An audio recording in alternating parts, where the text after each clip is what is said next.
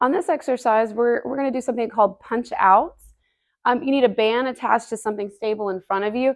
I have mine attached to this handy dandy little PVC pipe so I can hold on to the PVC pipe.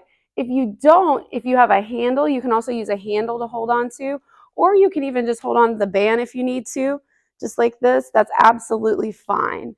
So the first thing we're going to do is find what we call that athletic stance position. So in that athletic stance, you can see from the side view, I'm going to go soft knees where I have a little bit of flexion in my knees, but if I'm standing straight up, you see how my knees go forward? We really don't want that to happen. So right now, all my pressure is going through there.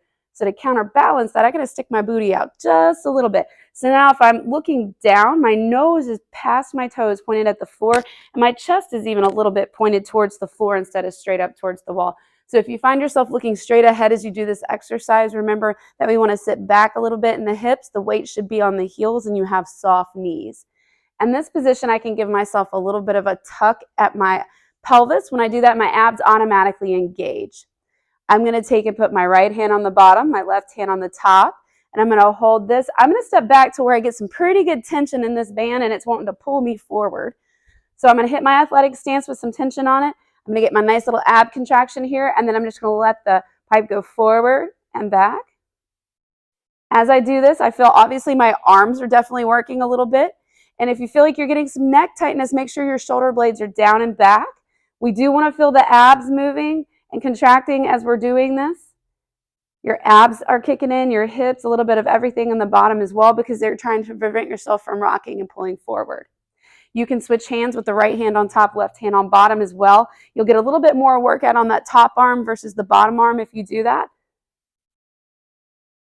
And then we're going to show you from another perspective. So the first part of this exercise is to do it straight on forward. The second part is to do it from the side. So again, we want that athletic stance when we find our position, soft knees, booty out, chest and nose are pointed towards the floor, and the weights on my hips, weights on my heels.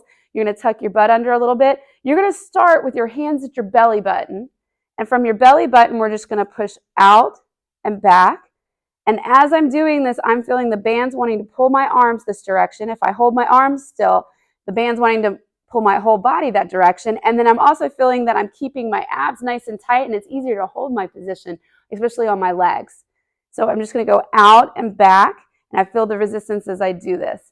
Now, so we can get the other side kicking in as well, we're just going to turn around. We're going to do that same thing, soft knees, booty out, weights on my heels, band starts at my tummy. Right at my belly button, I'm going to push out and back.